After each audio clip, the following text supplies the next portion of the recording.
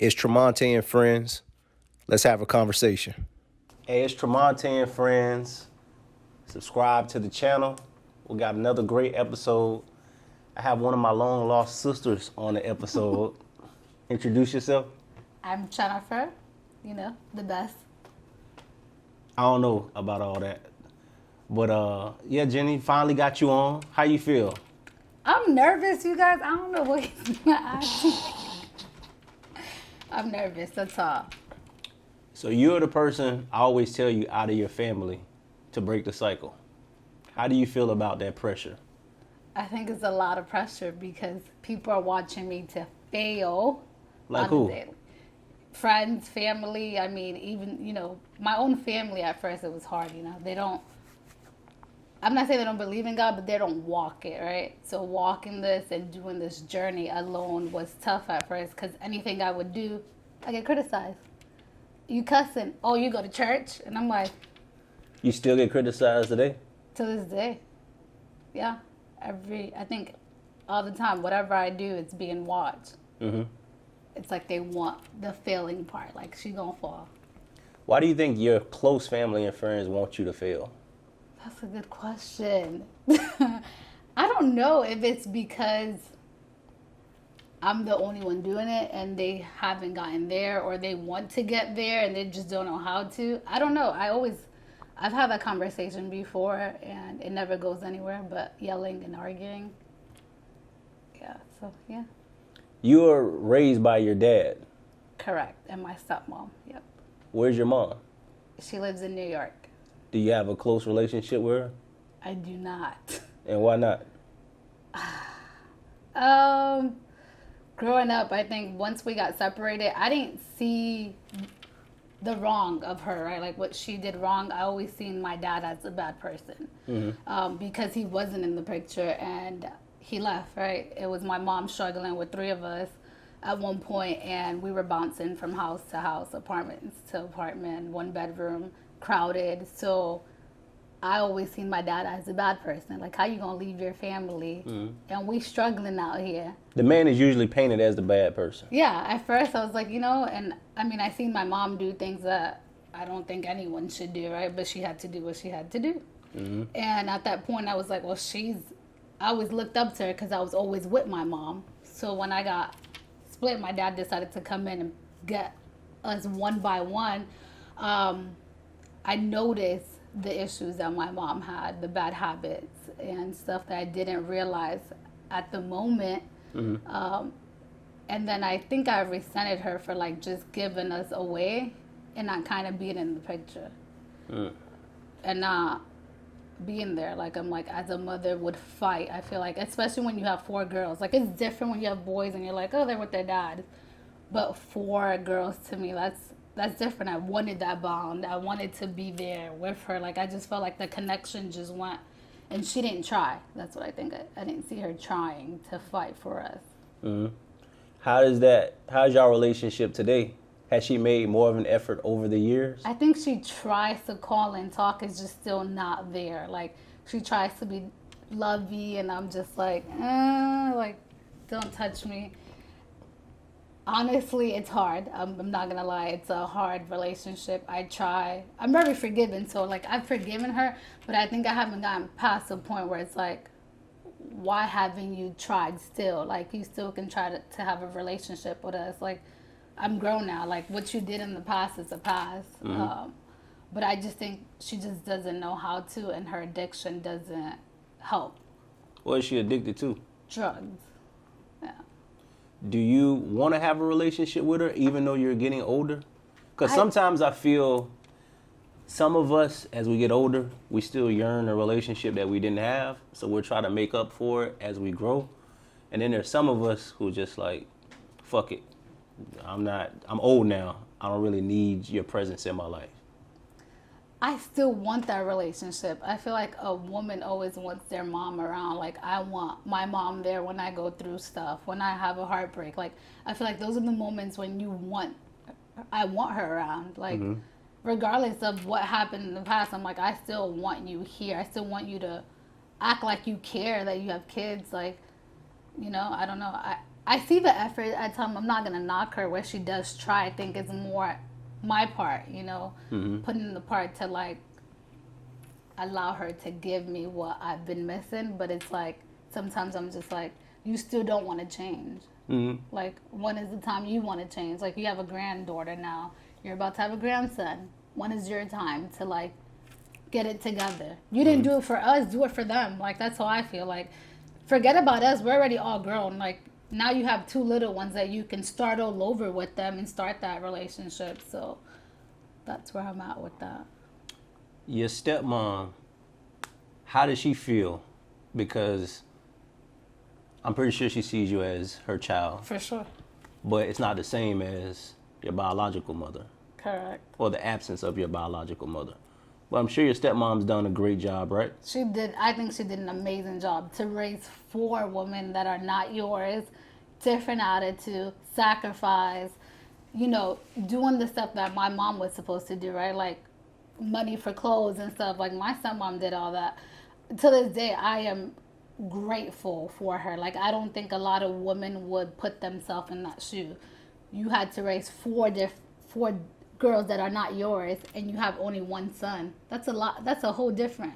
4 kids. You're spending money on these 4 kids that are not yours. You're sacrificing. You have to do what you have to do for us, and that is not your job.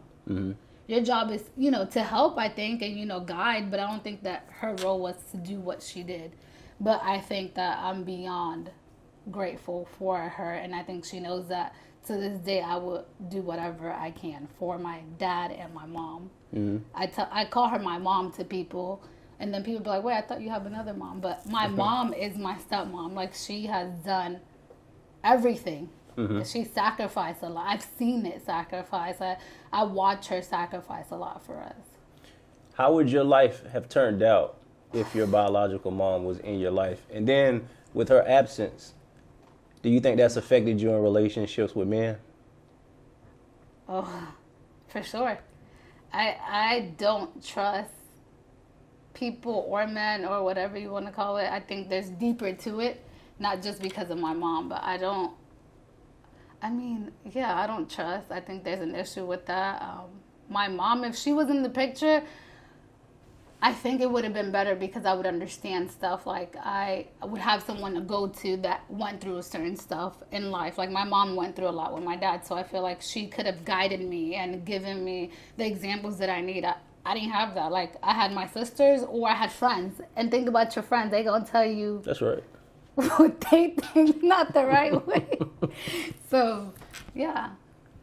Your dad, because you always say you were raised by your dad. I think your dad raising you has hardened you when it comes to men. Oh, definitely. Yeah, my dad raises in a sense where you work for what you want in life. I'm going to teach you how to work. I've been working since I was 13. All I know is work.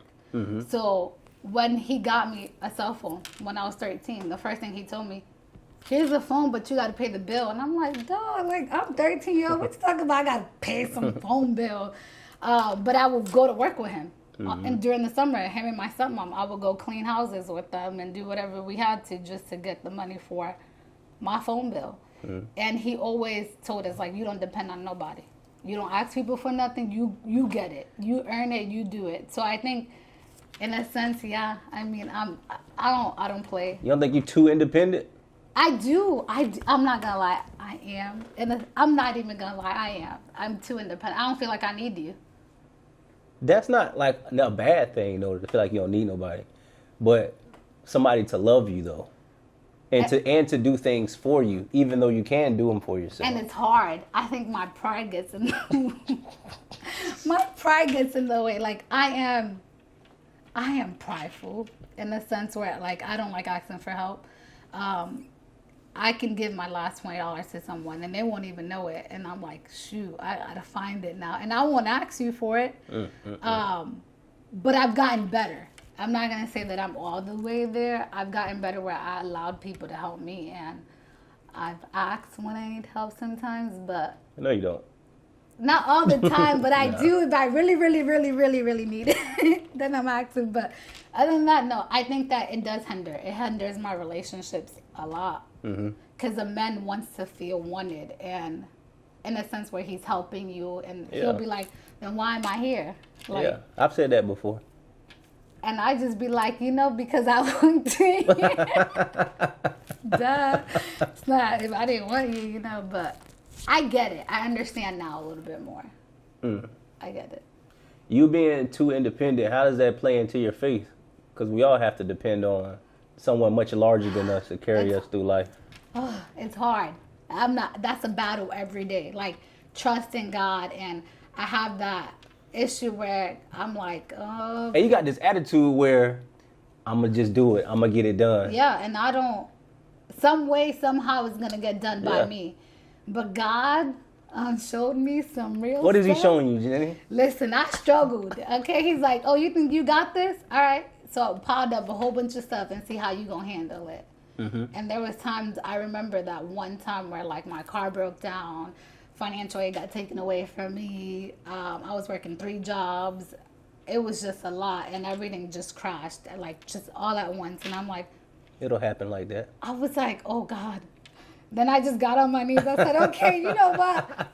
I'm not even going to lie. I remember that day. I was like, Lord, I surrender. Like, I can't do it. Was this like recently, like a few years recently? It was 2013. I remember. That's pretty I recent. remember where I was at. Like, the moment, the time, like, I literally just got on my knees and was like, I know I can't do this. And even to this day, it still affects me because, again, I want to do it by myself. But then, God is like, all right, go ahead, try. Let's see how far you get.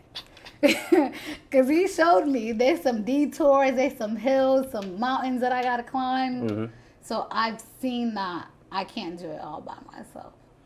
People have a lot of their own perceptions about you when they see you in person or online. But what is one common misperception that people have of you? That I'm out here wilding. I mean, that's good. Which is not true. I feel like people that see me see one thing, right? Pictures, and like, if I like to dance, and if I dance, they, assume stuff. But you're assuming it's completely wrong, like how many bodies you had. I'm like 0. But people look at me and be like, you lying. I'm like, no, I'm not. Oh, but I don't get. Well, men do assume the worst sometimes. Of course. But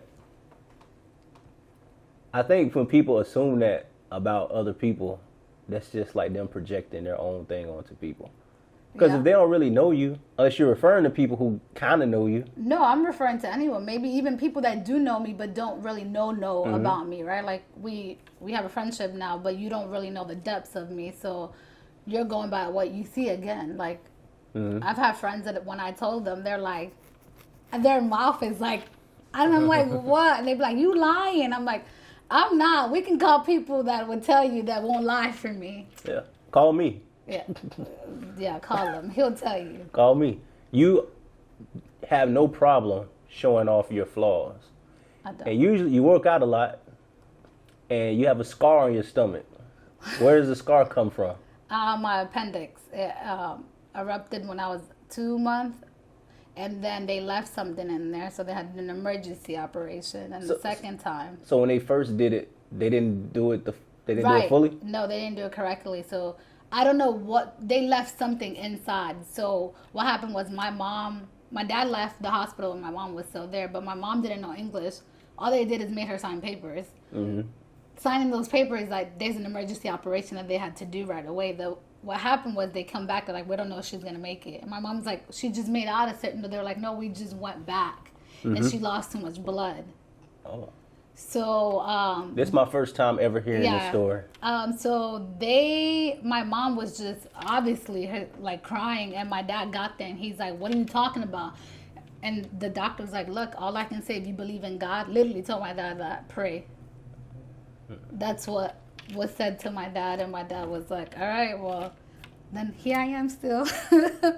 But that scar, I've never was so confident as I am now.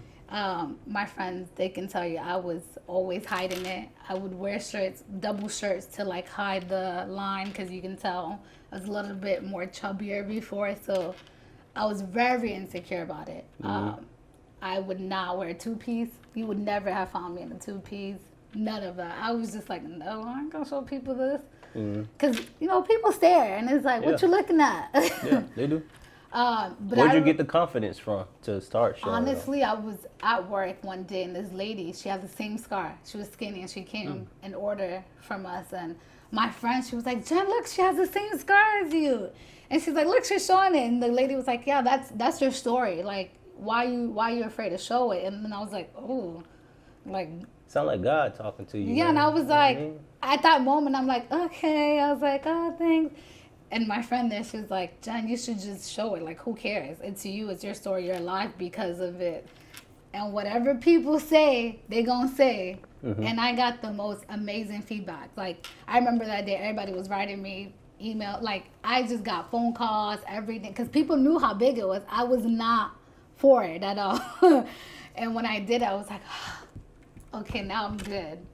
Do you still suffer from those insecurities that didn't allow you to show your scar? Because as the lady mentioned, it is part of your story. Yeah. We do. Why do we try to hide those types of things from other people?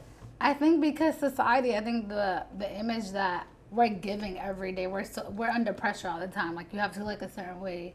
If you don't have this, you're not pretty. If you don't have a big butt, you don't look good. If you're not skinny, so I think I had a lot of, and especially my family, some of my family members will be like, oh, Jenny, you're fat. Or like just little stuff that would like be like, dang, like I know this.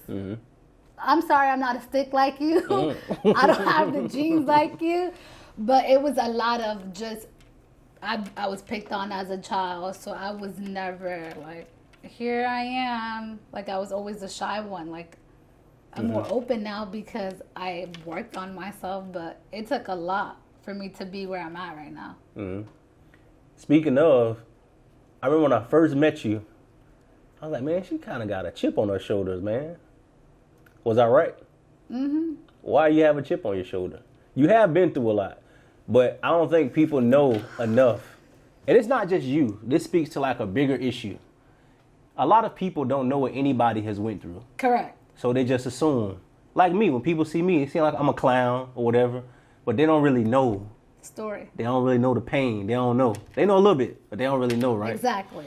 But for some reason, and I get this a lot with women, when they're posting images of themselves or they're posting their best highlights, sometimes stuff they've been through, they'll never get to tell the story. So you'll just focus on the end result. Like, oh, I'm good now. I got my car, I got my house, whatever, materialistic stuff, whatever. But your story is always the most impactful thing to speak to someone else. And people younger than you that look up to you. Correct. And I don't think you ever got a chance to tell your story because you have been through a lot. Even stuff I don't know. I don't know why I don't know it, but even stuff I don't know. But why do you have a chip on your shoulder? Because you still have one today. I hung with Jenny last night. She still got a chip on her shoulder. Listen. Reality. I think, growing up, I think I didn't have anyone. So to tell people my story sometimes I was ashamed, or I just didn't trust people of how they're going to take it, right? Like even some of my family members to this day right now don't know half of the stuff I've been through. And I don't say it because I don't feel like they'll believe me. I think it's just more because I know God and they don't. So I don't know how they'll take it, right? I know that I'm over it because I've overcome it. But if I allow them to know what I've been through, like the truth behind everything, I don't know how my dad will be able to take it, my mom, the people around me that didn't know. Like, I don't know how that's going to affect them. And I feel like I already went through it, so I don't want to put that on them, if it makes sense. That makes sense. So that's why, like, to this day, they still don't know. Do you think you're ever going to tell them? I don't, when my therapist asks me this, I don't know. Honestly, I think it'd be best if I do because it'll be there and it's like already like, but I don't know. Even my doctor, I was talking to her and she asked me a question. She's like, why haven't you told your parents this? And I'm like, What What is it? You don't have to take everything, because that's not, everything ain't for everybody. As a child, I went through some stuff, right? Yeah, let's just say there. Because I don't want to get too in depth, and then I don't want to cry, because I'm a cry baby. I've been through it, but you know what? This is a time to be honest, and I'm in here, so I'm going to be honest. So as a child, I was molested a couple of times. The first time I was at a pool.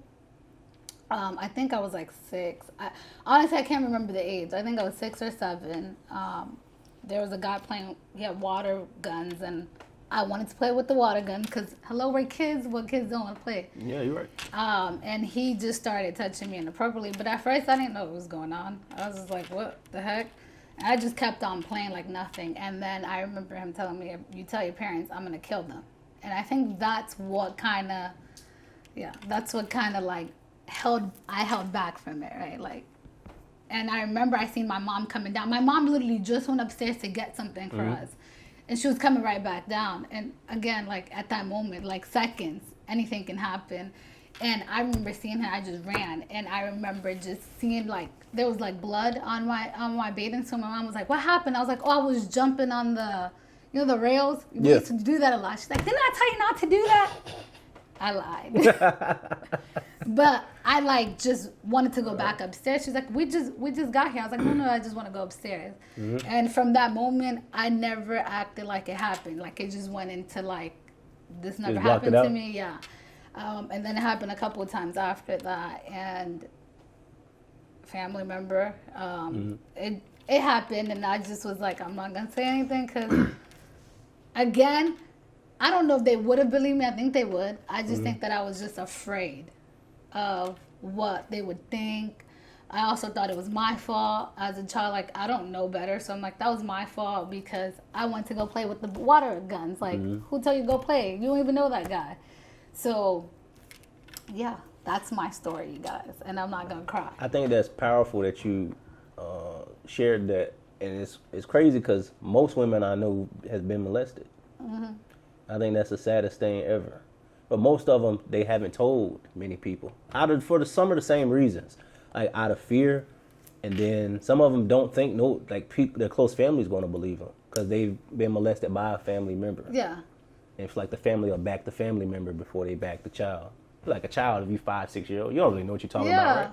But you do know what you're talking about. But they're like, yeah, did that really happen? Like, is she lying? I think that's another thing why I think I was more afraid of, like, is she lying?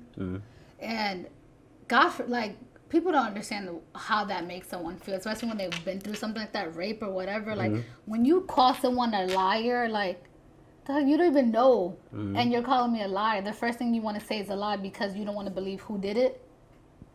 Or maybe because that happened to you and you're hiding that too. Like, that's also big right there. It is. Some people do. It happens to them and they don't say it. So it's like, don't call me a liar. Like, and then my whole life, why would I share it if I think people are going to call me a liar? It's true. Yeah. So that also, it's a reason why behind it too. If your dad seen this and he seen you say that, how do you think he would react? I think it's going to be crazy because he has Facebook. So I don't know. I think that hopefully they'll understand me a little bit more better now. Why I'm the way I am. Because you kind of like me in a way. You're determined. Yeah. You're like determined. You know you've been through a lot, and nothing's gonna stop you. No. You are like that. Like I don't let anything. I mean, I might fall sometimes, but I'm gonna get up. Yeah. I might take a break. I'm on a break right now from school. Monte asks me every time when I'm going back to school. Yeah, you gotta cut it out. Yeah, come on, man. Come on. I always get back up. Like, I take a break. I think sometimes there's just time for me where I need some time for myself. Need it. But I don't know how they're going to take this because a lot of them follow me on social media. So this is big.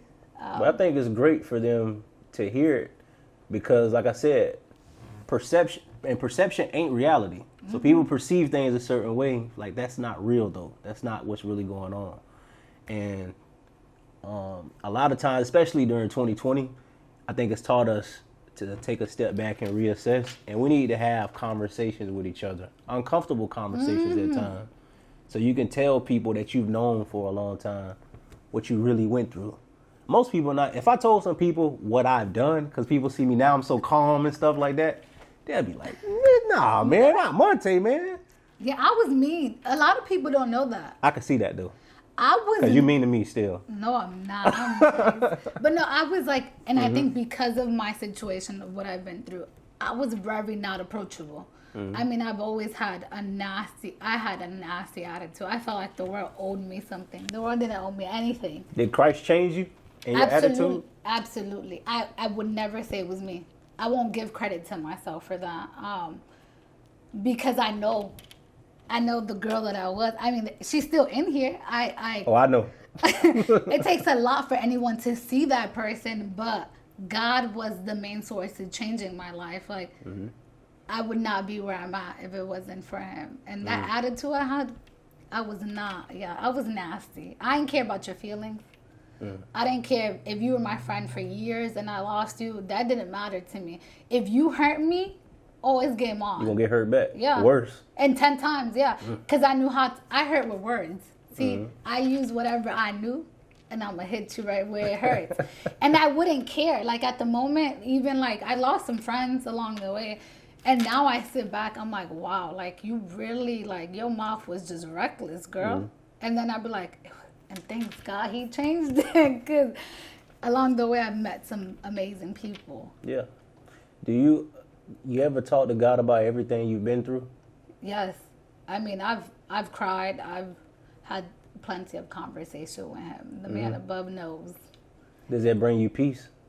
Yeah. I mean, there's times where it brings peace, and then it brings sometimes anger. Like, I want to understand, like, why did I have to go through that, or why certain things happened to me. But then I see, like, that is none of your business. But I've seen how strong I am. I've seen what I can overcome. I feel like nothing surprises me that comes my way. Like, yeah, it hurts at the moment. I'm not going to lie, but I know how to handle it. I think that anyone that could be in my shoes and went through what I went through, I don't know if their life would have turned out to be where I'm at. I can say that. Even my sister, she'll be like, Jen, who would have ever thought you would love Jesus the way you do? I'd be like, girl, hallelujah. Jen used to cuss people out, man. Come on, man. You still will, too. I still will. Don't try me. You know, I always tell people, God is still working. He's still working in this heart. I'm not going to lie. I mean, I cuss at times. You know, some people just need to hear it sometime. I'm sorry. I agree. Oh, you can be nice all you want, but... Yeah. How many people going to reciprocate that same love? I've learned. Or kindness towards you? I've learned. What's the most important thing your dad has taught you? Oh, my dad is very giving. He has a big heart. So he is very forgiving and very giving. Like, he'll take the shirt off his back to give it to you. And I think that's where I get it from. Like, I'm very compassionate. My dad is too. You can do him dirty, but somehow he managed to be friends with the same people that did stuff. I'll be like, duh. And then I'll be like, I'm the same way, so I can't even blame him. But his compassion and his hard work, I have that. I am, like, I would work 7 days a week, and my dad would do the same. So I think we both have that work ethic. Like, you can't take that away from me. Yeah. So, yeah, thank you, Daddy. Shout out to Dad. Why haven't I met your dad yet? Oh, you need to. He's Come amazing. on, man. Next time we have dinner or something big, man. I'll have you guys come You over. cooking? No, he cooks. He doesn't cook. If you was cooking, I wouldn't come in. Listen, I know how to cook, so don't try my life, okay? I had some empanadas. And tell me, were they good or bad? I'm waiting. It's nasty, man. No, I'm playing. Oh, they were nasty, but they were all gone. No, I'm playing. No, they were all going though. They were really good. They were really good. I ain't gonna lie. No, I can cook. I think my dad has better, flavor, but he's older. He's been through a lot that he knows how to cook. Did you have a plan for your life, like most women, to get married by a certain age? And have a baby by a certain age? I did, honestly. What was the age? 25. I'm not gonna lie. I planned my whole life, my whole career, everything. Like, I knew exactly. To this day, I mean, I know what I want, but I feel like God changed a little bit of my course. But I knew exactly. Like, I went to school, and school I was focused. I knew, like, hey, I'm going to get A's and stuff because I'm trying to make it far.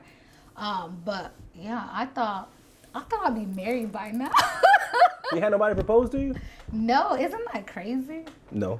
No, I haven't. They ain't ready for me. That's why. Y'all ain't ready for me. No, I've never had anyone propose. I've heard people, I want to marry you, but saying it ain't the same thing as, They can say anything. getting on your knees and pulling out the ring.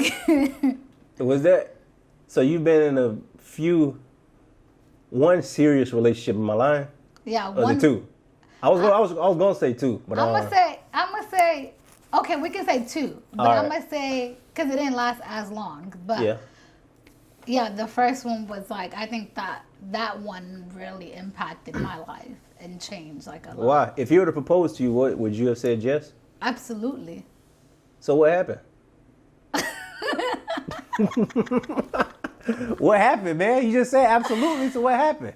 I think people change. I think that we went through a lot. I think that at the moment we were young, right, when we met, and we were walking the journey of Christ together, but I also feel like we were going on two different paths, right? Like, I felt like God put me in his life to get him there.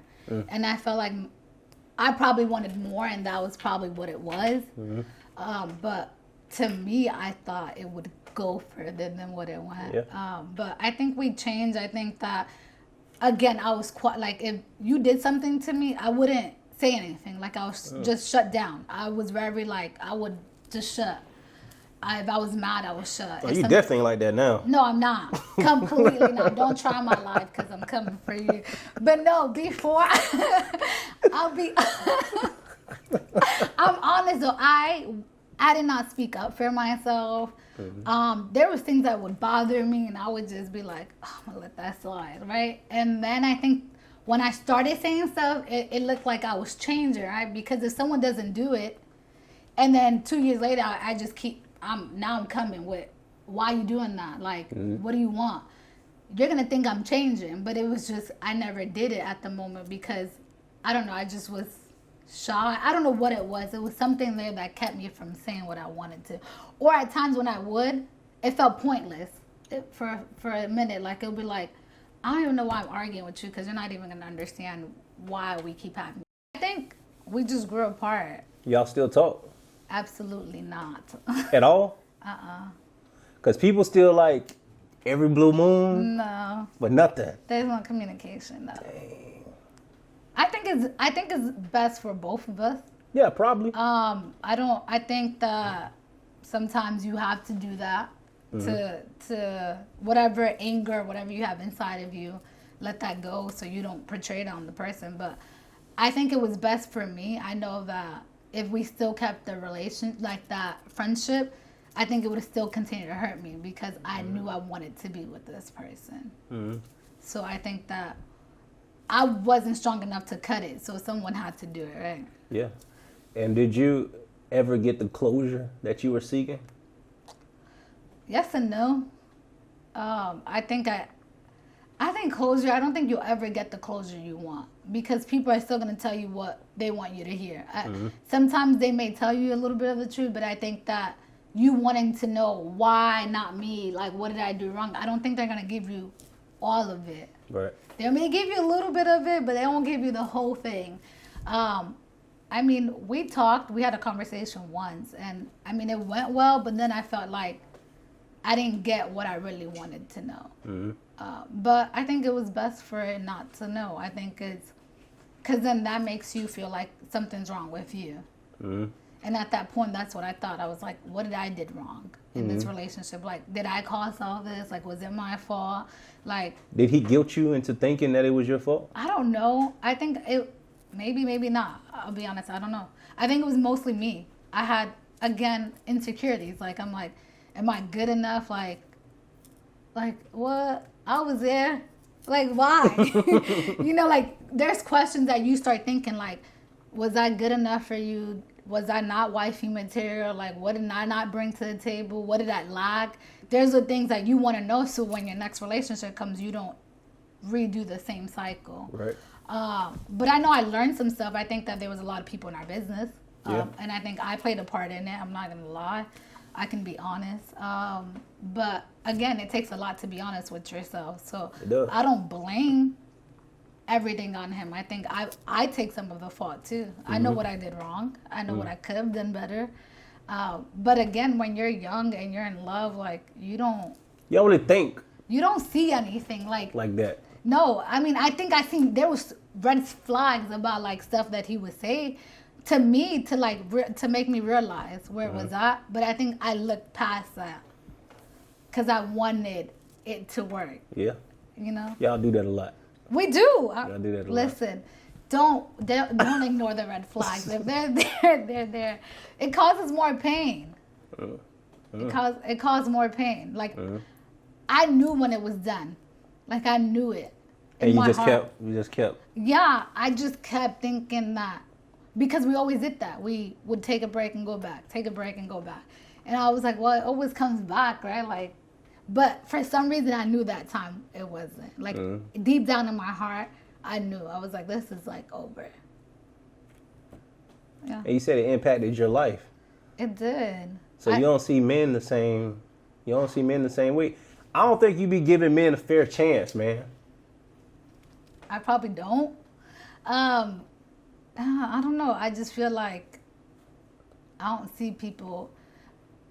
You know, when you see people one way and then stuff happens and you see like a different side, it's like, dang, was this really you the whole time and I just didn't get to see it? Yeah. Or was I ignoring those signs? Like, was I so naive because I wanted to only be with you? So I ignored all that. Like, I literally would sit back and remember conversations and be like, you're so stupid. Like, girl, like, he told you and you just kept on. Like, that was my fault. That's why I say I don't blame him. Because the flags were there and stuff was there and things were said, but I looked past that. Because, again, when you're in love, you're like, this is who I... Like, you made up your mind. You know, us women, when we make up our mind, it's like made up. And don't do that to yourself. But we make up, like, everything. We're like, we're going to be with this person. This is the person I'm going to be with. And that's what I thought. Like, but I'm grateful for what I went through there and what I've learned from it. Like, I also feel like he taught me a lot about myself. So I don't hate him. I have no hatred towards him. I'm like, hey, like, whatever happened, it happened. Who is Jenny today? After everything that you've spoken about, what would you say about yourself? So it's not what your dad would say or your mom or your stepmom or me or your friends. How do you see yourself? I think I'm very strong. I think that I am very sympathetic, empathetic about anything. Like, I'm very caring. I have a big heart. Like, it's a good thing and a bad thing. But I think that because of what I've been through, I understand a lot.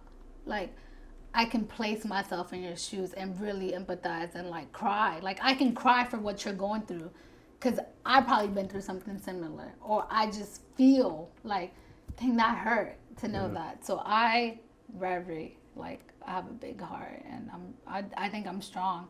Like, nothing, I mean, stuff can come my way and it may feel like I'm going to crumble, but I continue to fight. And you should, forever. Yep. Any final words? Any final words for the people? I don't know. What do they want to I know? don't know. You said a lot. I said a lot. There was a lot of details in here that, you know, vulnerable to everyone. You know, this was hard. So whoever watches this, it's my story.